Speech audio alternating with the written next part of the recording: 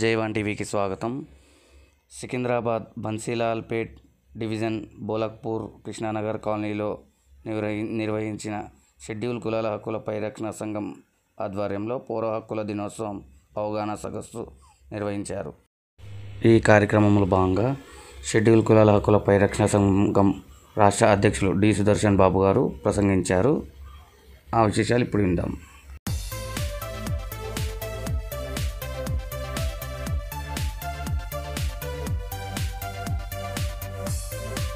Krishna Nagar colony బోలక్పూర్లో evergreen community హాల్లో ఏర్పాటు చేసినటువంటి పౌర హక్కుల దినోత్సవానికి ముఖ్య అతిథిగా విచ్చేయడం జరిగింది.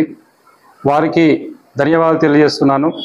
ఆ తర్వాత మన స్థానిక గాంధీనగర్ పోలీస్ స్టేషన్ ఇన్స్పెక్టర్ గారు ప్రతి సమస్యలో కూడా నేనున్నానంటూ అందరికీ అండగా నిలబడుతూ న్యాయాన్ని నిలబెట్టడానికి కృషి చేస్తున్న పెద్దలు రాజు గారికి, మన మానవ హక్కుల కమిటీ తెలంగాణ రాష్ట్ర అధ్యక్షులు స్టాలిన్ గారికి, మన గిరిదావర్ గారికి, ప్రసన్న మేడం గారికి, ఇక్కడ విచ్చేసిన మీకందరికీ పేరు పేరున నేను సివిల్ రైట్స్ డే శుభాకాంక్షలు తెలియజేస్తున్నాను.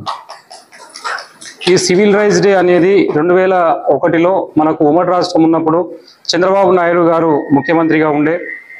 అయితే దళితులపైన జరుగుతున్నటువంటి దురాగతాలను కానీ, అన్యాయాలను కానీ, అకృత్యాలను కానీ ఆపాలనే ఒక ఉద్దేశంతో ఆయన జస్టిస్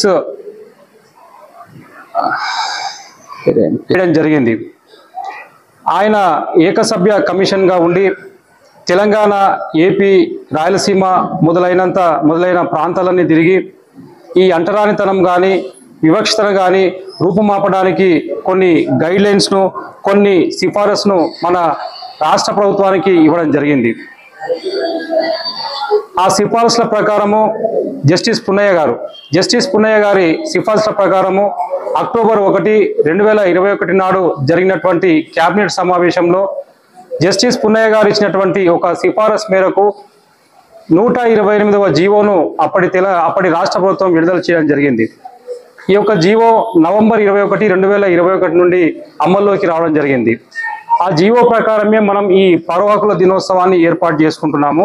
ఈ జీవో ప్రకారం ఉమ్మడి రాష్ట్రంలో ఉన్నటువంటి అన్ని మండలాలలో 30 తారీఖు, ప్రతి నెల 30 తారీఖు, ఆ 30 తారీఖు కనుక హాలిడే వస్తే ఒకరోజు ముందు ఈ సివిల్ రైట్స్ డేను నిర్వహించుకోవాలని ఆ గైడ్లైన్స్ ఉన్నాయి. ఈ గైడ్లైన్స్ ప్రకారము మండలంలోని ప్రతి గ్రామంలో ఒక గ్రామాన్ని తీసుకొని ఆ గ్రామంలో అక్కడ ఉన్నటువంటి ప్రజాప్రతినిధులు, ఎంపీపీ కానీ, ఎంపీడీఓ కానీ, స్థానిక సర్పంచులు కానీ, చైర్మన్లు కానీ, సమాజంలో ఎవరైతే బలమైన వర్గాలు ఉంటారో ఆధిపత్య కులాలు వాళ్ళను కానీ, కుల పెద్దలను అందరినీ పిలిచి ఈ అంటరానితనము పాటించకూడదని, దానివల్ల కలిగే ఏవైతే దురాఘాతాలు ఉన్నాయో వాటిని ఎలా నివారించాలో అనే దాని పట్ల ఒక అవగాహన కార్యక్రమాన్ని కల్పించడం కోసమే ఏర్పాటు చేయబడ్డది ఈ సివిల్ రైట్స్ డే. దాంట్లో భాగంగా సమాజంలో ఏవైతే దురాఘాతాలు ఉన్నాయో, సాంఘిక దురాఘాతాలు, అప్పట్లో జోగిని, బస్విని మరియు ఈ యొక్క మూఢనమ్మకాలు, మంత్రాలు చేసి చంపుతారు, మంత్రాల వల్ల కొందరు ప్రాణాలు పోతున్నాయి అనే ఒక మూఢనమ్మకాలు ఉన్నాయో వాటి పట్ల కూడా ఒక అవగాహన కల్పించి ఈ అట్టడుగు వర్గాల ప్రజలను ప్రభుత్వం అందించే సంక్షేమ పథకాల్లో భాగస్వామ్యం చేయాలనే ఉద్దేశంతో సాంఘిక సంక్షేమ శాఖ ద్వారా అమలవుతున్న అన్ని పథకాలను కూడా ప్రజలకు చేరవేసేందుకు ఏర్పాటు చేయబడిన వేదిక ఈ పౌర హక్కుల దినోత్సవం. మరి జస్టిస్ పున్నయ్య గారు సిఫారసులు అప్పట్లో చంద్రబాబు నాయుడు గారు ఒక మంచి ఆలోచన ధోరణితో దళితులను అన్ని స్థానాల్లో అగ్రస్థానంలోకి తీసుకురావాలనే ఒక ఉద్దేశంతో ఈ పౌర హక్కుల దినోత్సవాన్ని మరి వాళ్ళు జీవో ద్వారా విడుదల చేసి అన్ని గ్రామాలలో ఏర్పాటు చేసి ప్రజల్లో ఒక చైతన్యాన్ని తీసుకొచ్చేసి సాంఘిక దురాఘాతాలను నిరోధించేందుకు ఏర్పాటు చేయబడ్డదే ఈ పౌర హక్కుల దినోత్సవం. ఈ మాదిరిగా ప్రతి మండలంలో నిర్వహించినటువంటి కార్యక్రమాల నివేదికలను తహసీల్దార్ గారు జిల్లా కలెక్టర్కు పంపవలసి ఉంటుంది. జిల్లా కలెక్టర్ గారు వీటన్నిటిని కూడా సాంఘిక సంక్షేమ శాఖ కమిషనర్కి, ప్రభుత్వ ప్రధాన కార్యదర్శి గారికి, ముఖ్య కార్యదర్శి గారికి పంపుతారు కలెక్టర్ గారు. ఈ మాదిరిగా ఈ సివిల్ రైట్స్ డే అనేది ఒక యంత్రాంగం అనేది పనిచేస్తుంది. సమాజంలో ఉన్నటువంటి అట్టడుగు వర్గాలు, ఎస్సీ, ఎస్టీ, బీసీ, మైనార్టీ వర్గాల హక్కుల కోసం ఇది పనిచేస్తుంది.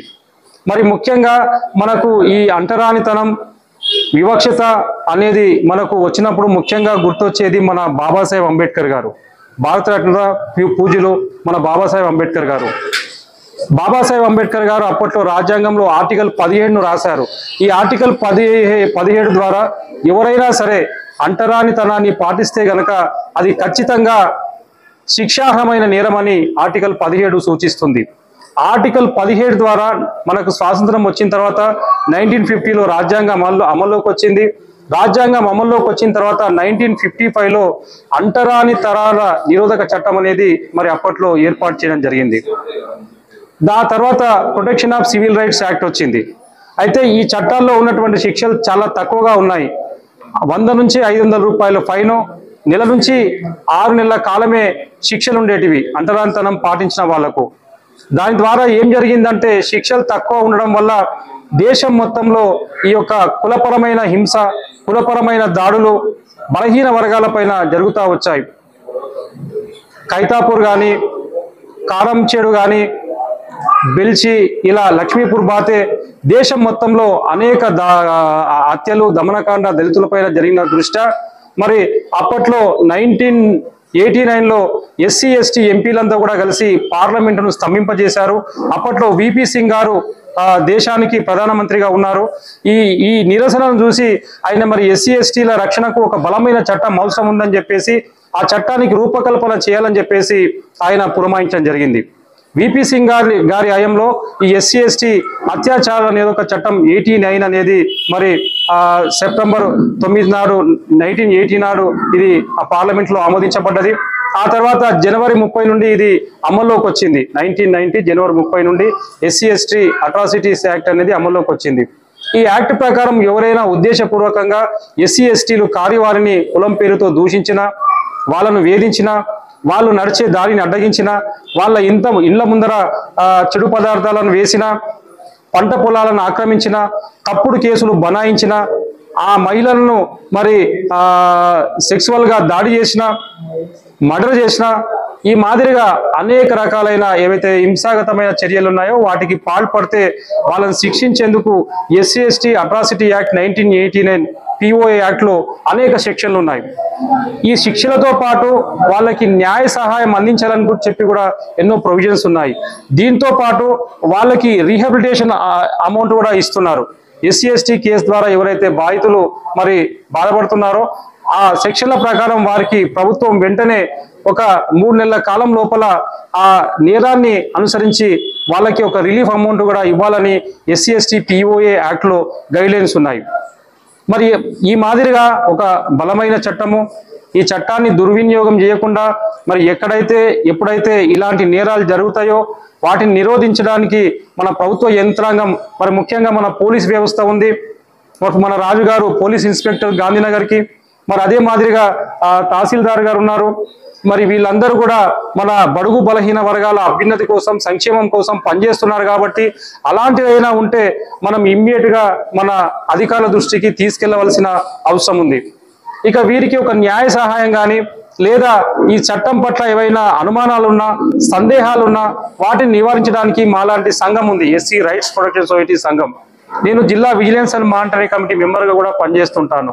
ఈ చట్టం పైన ఏవైతే కేసులు నమోదవుతాయో వాటి పట్ల ఏం యాక్షన్ తీసుకున్నారు, ఎన్ని కేసులో ఛార్జ్షీట్ వేశారు, ఎన్ని న్యాయస్థానాల్లో కొనసాగుతున్నాయి, ఎన్ని కన్విక్ట్ అయ్యాయి అనే వీటన్నిటిపైన ప్రతి నెలకు ఒకసారి మన కలెక్టర్ గారు, జిల్లా కలెక్టర్ గారు వారి చైర్మన్షిప్లో మేమందరం కూడా సమావేశమై మన పోలీస్ ఉన్నతాధికారుల సమక్షంలో వీటిపైన ఒక రివ్యూ సమావేశం కూడా జరుగుతూ ఉంటుంది.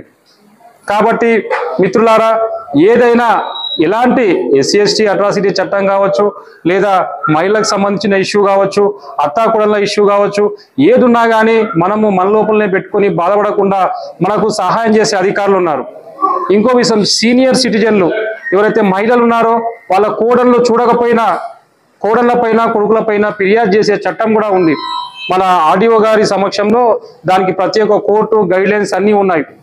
ఇలాంటి మరి మన భారత ప్రభుత్వం, భారతదేశంలో మరి మన పైన జరిగే దాడులు కానీ, మనకు జరిగే అన్యాయాన్ని కానీ నివారించేందుకు అనేక చట్టాలు ఉన్నాయి. వాటిని మనం ఉపయోగించుకొని అధికారుల దృష్టికి మరి తీసుకెళ్లి మనము ఆ బాధ నుండి విముక్తి కావాలని కోరుతూ, మరి ఈ చక్కని కార్యక్రమాన్ని నిర్వహించిన మన తహసీల్దార్ గారు, వారి సిబ్బంది, మరి ఈ కార్యక్రమానికి పిలిచిన వెంటనే హాజరైన మన గౌరవనీయులు పెద్దలు ఇన్స్పెక్టర్ గారికి మరొకసారి నేను ధన్యవాదాలు తెలియజేస్తూ ముగిస్తున్నాను. జై భీమ్, జై భారత్.